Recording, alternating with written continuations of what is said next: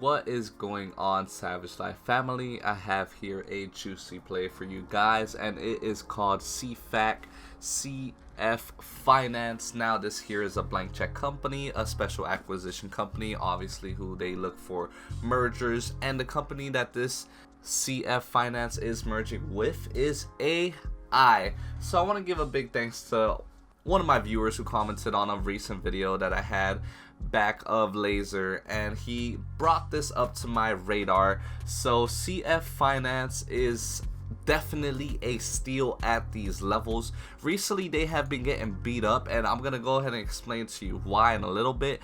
But in the past week, you can see they're down from $13.82 to $11 and $12 here on Thursday, and they might get beat up tomorrow depending on how the overall market reflects tomorrow.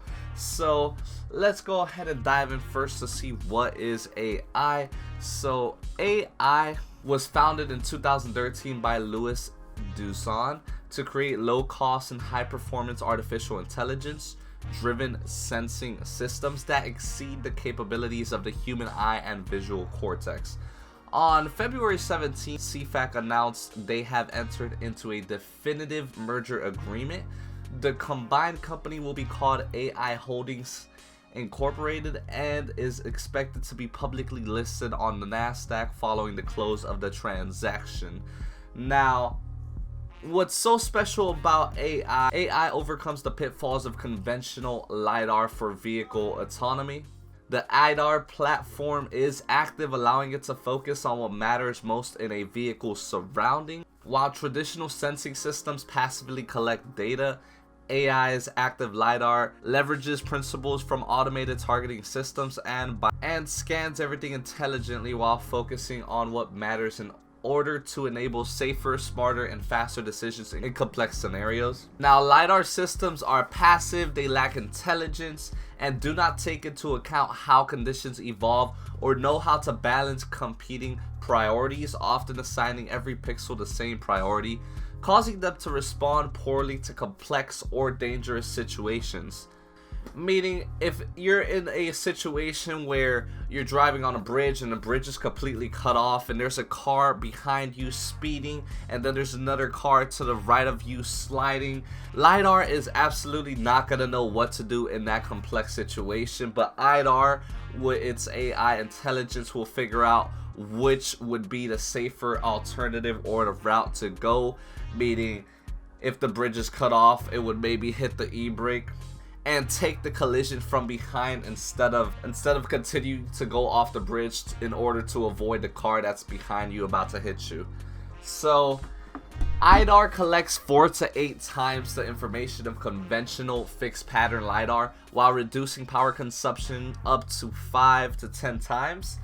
It does this by decreasing how much irrelevant data is conveyed to the motion planning system, in many cases by more than 90%. So this merger is going to deliver up to $452 million of gross proceeds to fully fund the company through profitability.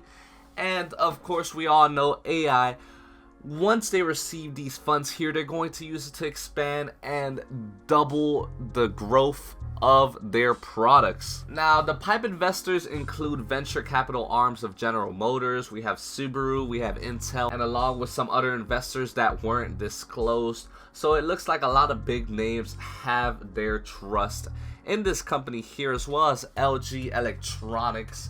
So, you know, if the big names are putting their bets on this company, then it is going to blow up. And I'm not saying it's going to blow up pretty much soon, but I want to explain to you why this is going to be my next play here, because it is at very attractive levels at the current moment. So if you guys all watch my recent videos here, you would know that today, which is Friday, which I'm uploading this video, I'm taking my profits out of CCIV, and I've been looking for other investments to throw my profits into, and it looks like CFAC may be the one. Now, the transaction is expected to close in the second quarter of 2021, so by the end of June, CFAC here is going to transition to another ticker symbol here. It's not going to be AEYE. Don't get confused and invest your money into this company here, AEYE. A lot of people may get confused because they do have the ticker as AI, but it seems a lot of people did not get this information out there. As well, information on the merger did get buried as well by a case that law office Brodsky and Smith announced, and they stated they are investigating potential claims for possible breaches of fiduciary duty by failing to conduct a fair process, including the dilution of ownership interests in the combined company of federal law and state in connection with a merger agreement. This is just a bogus case that they tried to release, and this is how they make their money, ladies and gentlemen. If you look at all their cases are merger type cases. It seems like the last time they did a different case was in securities, and it was in June 12th of 2020. So what does that tell you? It just tells you that they're just trying to find a way to make profits at the end of the day and make some money. Everybody wants to make money. So Brodsky Smith coming out with their bogus allegations has nothing to do for the long-term investor if you are invested in CFAC now. So if we look at the recent booms here of Validin, LiDAR, and laser, you would expect if iDAR is a lot smarter, a lot more capable than LiDAR technologies, then once the merger is actually finalized, we could see a boom here, like how Validin LiDAR was able on August 20th, once the merger was finalized, to spike all the way up to that $30 price point on September 9th. So that took about almost 20 days for that spike to happen. So what I'm seeing here in CFAC, near June, once that whole transition for the merger goes through, I'd say roughly around May, if it starts picking up around May, we're going to see a boom of CFAC, and my price target would be that $30 range, and that would be my exit point. Now I plan on buying into the company tomorrow in the pre-market, and I plan on holding this position for about a couple of months until the merger is finalized.